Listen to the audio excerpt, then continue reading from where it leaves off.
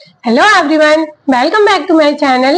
My name is Lavanya and I am from Chhattisgarh. So in this video related to कर्मों का फल, हम सभी भी जब एकदम गुस्सा रहते हैं एकदम ज्यादा, तो उस टाइम हम एक ही बोलते हैं ना कि तुमको तुम्हारी कर्मों की फल जरूर मिलेगी।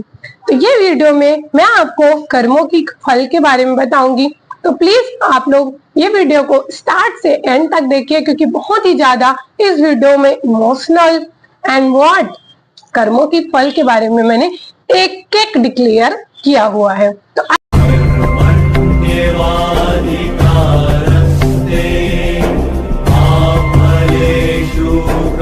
आइए जानते हैं, ये वीडियो को शुरू करते हैं। तो एक विलेज रहता था और वहाँ एक विलेज रहता था, बड़ा सा विलेज रहता था, और वहाँ एक अमीर किसान रहता था।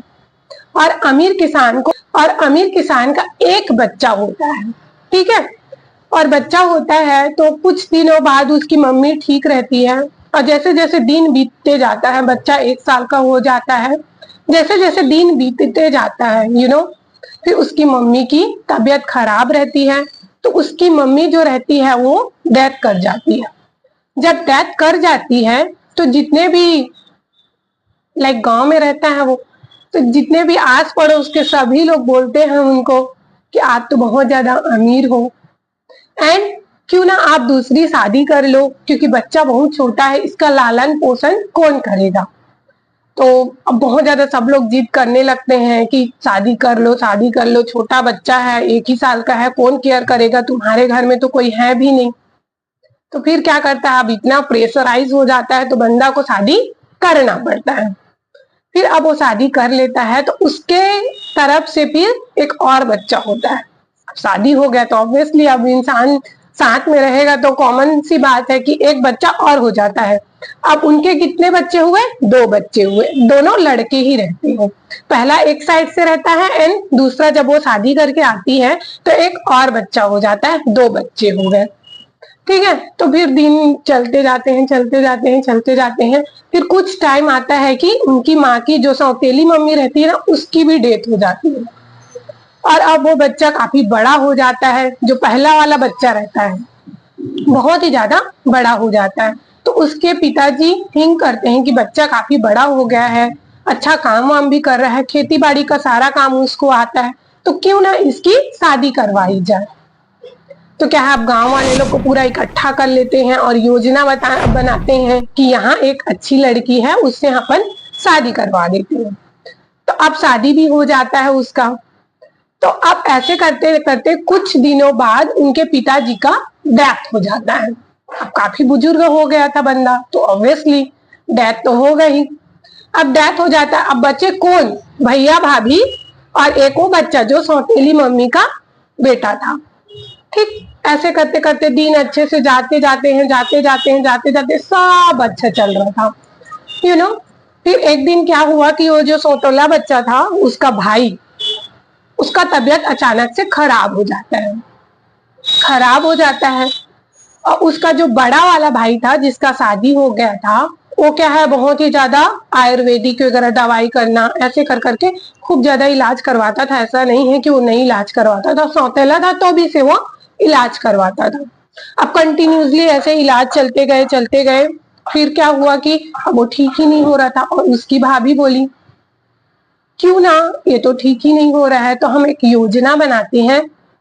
वैद्य को जा करके आप ये बोलो कि अब वो तो ठीक नहीं हो रहा है और हम इतना इलाज करवा रहे हैं, तो आप वैद्य जी को ये जाके बोलो कि आप उनको कुछ पैसे दे देना, और ये जाके बोलो कि थोड़ा थोड़ा जहर देना चालू कर दो।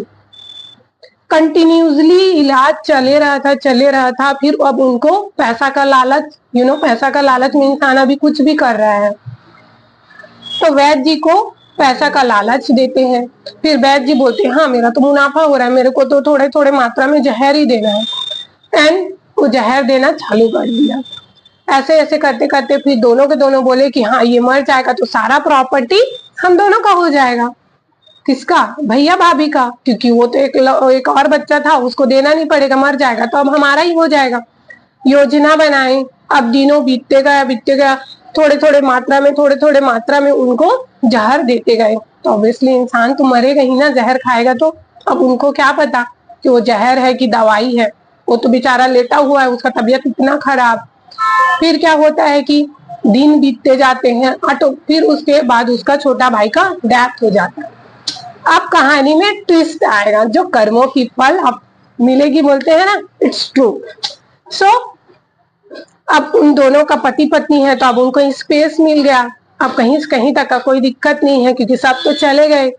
अब क्या होता है, एक संतान होता है, और वो संतान क्या, लड़का ही रहता है, ठीक है, लड़का रहता है। सब अच्छा चलते जाता है, पूरा खुशी का माहौल, क्योंकि अब उनके पास तो खूब सारे पैसे थे, बंटवारा तो करना नहीं था। खुशी का माहौल चलते रहता है, एकदम बहुत ही ज्यादा जोरों शोरों से कि हाँ भाई पूरा गांव में मिठाई वगैरह बांटना वाटना, ये वो। इकलौता बच्चा है, अब तो केयर तो करना पड़ेगा। फिर उसके बाद जैसे जैसे है कि दिन बीतते जाते हैं, खुशी के माहौल रहते हैं, जैसे जैसे फिर क्या, बच्चा बड़ा हो जाता है, ऑब्वियसली फिर शादी करना ही रहता है। फिर उसके बाद उसका शादी करवा देते हैं, शादी करवा देते हैं, पत्नी भी आ जाती है, ठीक है। फिर शादी करवा दिए, पत्नी भी आ गई। अब क्या होता है, कहानी में ट्विस्ट आ गया, सेम उसका बच्चे का जो है ना तबीयत खराब रहने लगा, दिनों दिन इतनी खराब कंडीशन आ गई। जो उनकी पत्नी थी, सोच सोच के कि हाँ मेरे पति का इतना गंभीर अवस्था हो गया है, अब मैं किसके सहारे जीऊंगी, अब तो मैं इसके बिना मैं कैसे रहूंगी, ये वो सोच सोच के इंसान सोच सोच के डार्क सर्कल भी ले आता है, और मरने का कारण भी हो जाता है, तो अब क्या हुआ कि अब उसका डेथ हो गया, सोच सोच के कि मेरा हस्बैंड का इतना इतना तबीयत खराब है, मैं उसके बिना कैसे रहूंगी, तो ऑटोमेटिक उसका डेथ हो गया।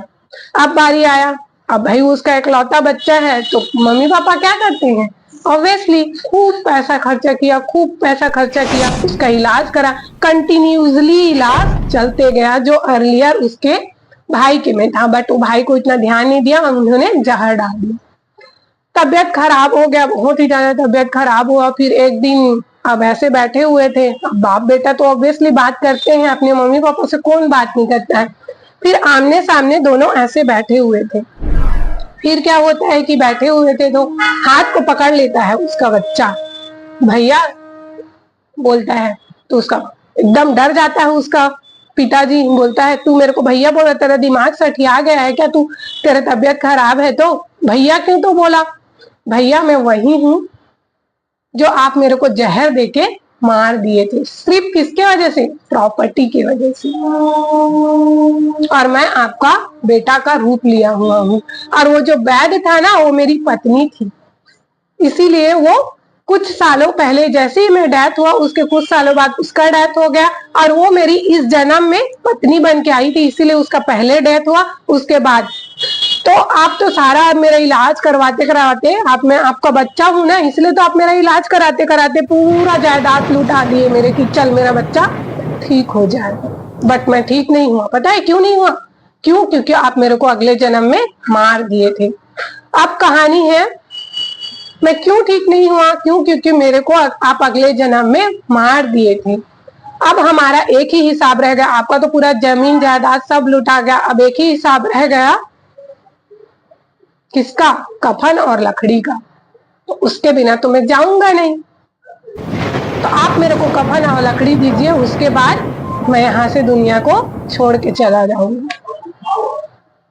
तो फिर उसी टाइम वो इंसान जो उसका बाप रहता है, जो उसका भैया रहता है, वो रोता है, सिर पटकता है कि मैं ऐसा क्यों किया।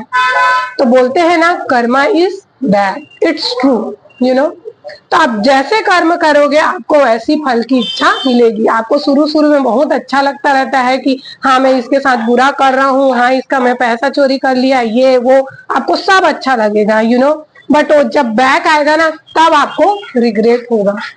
तो अभी भी आपके पास टाइम है, सुधर जाइए जो ऐसा कर रहे हैं। मैं इनडायरेक्टली तो नहीं, अगर आप एक्चुअल में आप अपने तरफ से लीजिए, एंड अगर आप सुधरना चाहते हैं तो अभी भी टाइम है। सबको खुशी करके रखिए, किसी से बैर मत करिए, किसी से लड़ाई झगड़ा मत करिए।